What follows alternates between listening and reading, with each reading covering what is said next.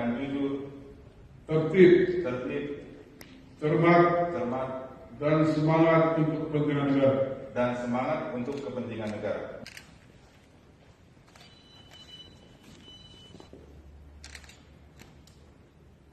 Bismillahirrahmanirrahim.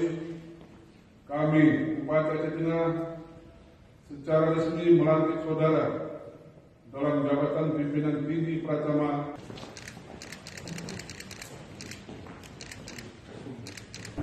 Harapan kami, semoga saudara Sembari dengan cepat dan segera pelaksanaan kegiatan untuk anggaran 2018 yang ada di PUPR.